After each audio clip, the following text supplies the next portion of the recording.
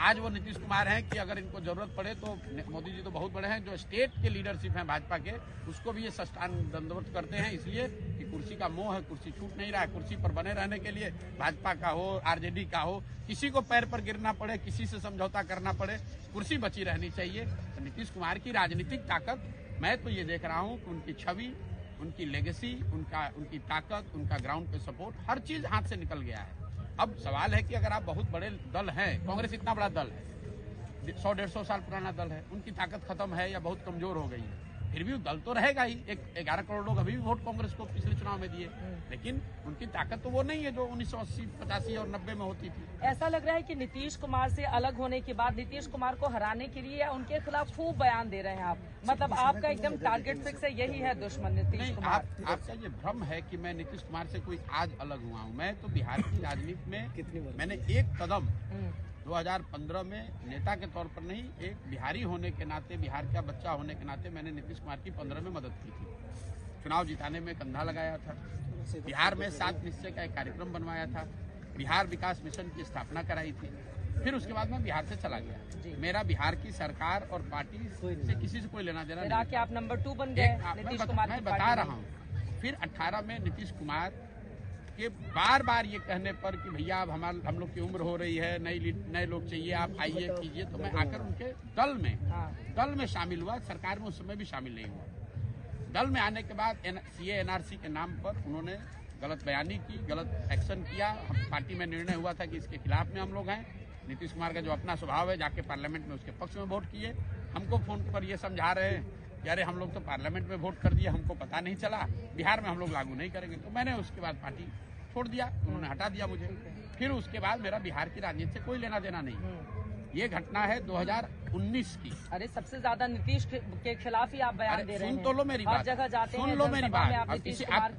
आप लोग बीच का टाइमलाइन इरेज कर देते हैं। नीतीश कुमार को छोड़ने के बाद 2 बरस तक मैं बिहार में, मेरा कोई लेना देना नहीं रहा। मैं तो बंगाल में था।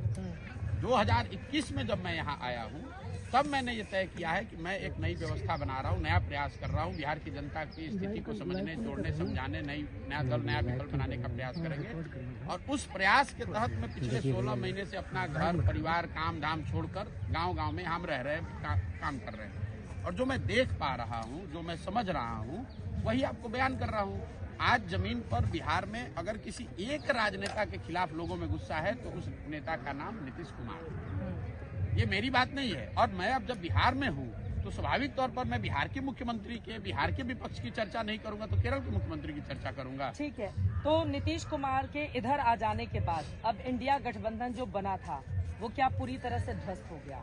नहीं, ये तो इंडिया गठबंधन वाले बताएंगे, लेकिन स्वाभाविक तौर पर बनाने वाले लोग अगर उससे अलग हट रहे हैं तो स्वाभाविक तौर पर उसको झटका लगेगा और उसका फायदा बीजेपी को मिलेगा। और यही करने के लिए तो उन्होंने बिहार की बलि चढ़ाई है। बिहार के हितों की बलि नरेंद्र मोदी, अमित शाह, भाजपा ने क्यों चढ़ाई? इसीलिए कि उनको इंडिया गठबंधन को डिस्टर्ब करना था। और वो डिस्टर्ब करने में बिहार एक छोटा सा बैटल ग्राउंड था, जहां उन्होंने कहा कि चलो नीतीश कुमार को साथ में लो, इंडिया गठबंधन खराब होता है। पिछले साल जून के महीने में यहीं से तो शुरुआत हुई थी ना उस इंडिया गठबंधन की, मैंने कवर भी किया था। इसीलिए तो बिहार के हितों की बलि देकर, अपने बात से पलटकर, आप मुझे ये बता दीजिए कि आप लोग भी तो कल वीडियो देख रहे होंगे, अमित शाह जी जब नीतीश जी गए थे इंडिया गठबंधन बनाने, महागठबंधन बनाने, उसके बाद अमित शाह जी यहाँ आए थे, उनसे किसी पत्रकार ने तो पूछा नहीं था।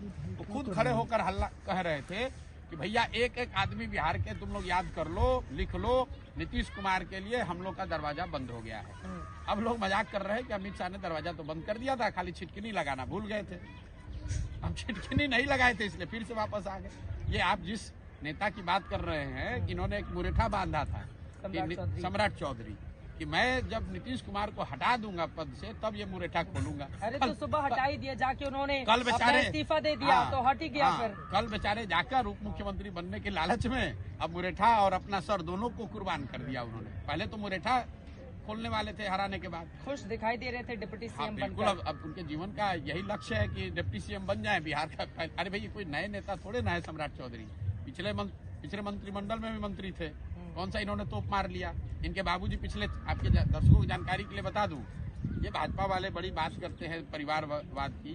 कौन है सम्राट चौधरी? सम्राट चौधरी के बाबूजी शकुनी चौधरी कांग्रेस में विधायक मंत्री थे। लालू जी की सरकार थी, उसमें भी विधायक मंत्री थे। मांझी जी जब मुख्यमंत्री बने तो उसमें भी विधायक मंत्री थे।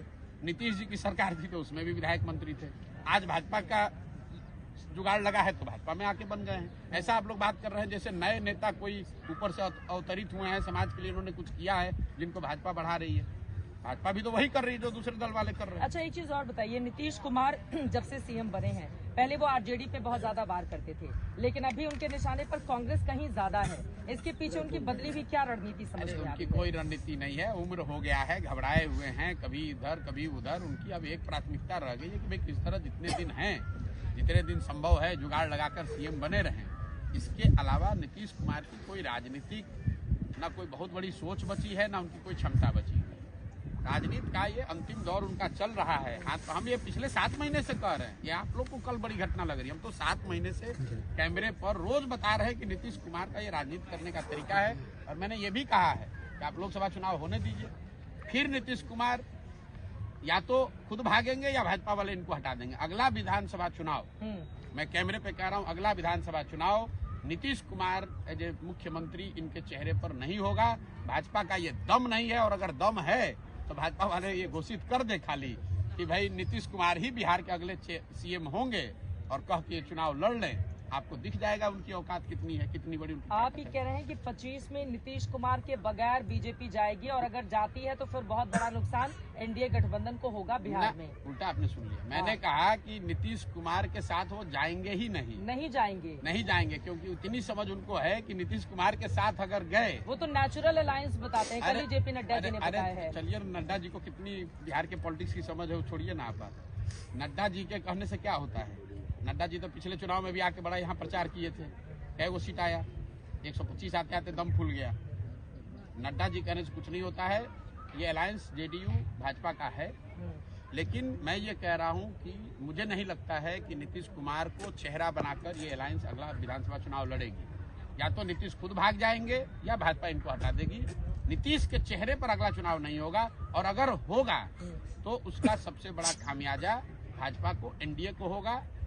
और मैं ये चुनौती भी दे रहा हूं कि अगर आप मेरे बात से इत्तेफाक नहीं रखते हैं तो भाजपा के नेता, शीर्ष नेतृत्व ये घोषित कर दे खाली कि भाई अगला विधानसभा चुनाव नीतीश जी के चेहरे पर, जैसे उन्होंने 2020 में कहा था वैसे 2025 में कह दे कि अगला चुनाव नीतीश जी के चेहरे पर लड़ा जाएगा। खाली वो इतना कह के दिखा दे।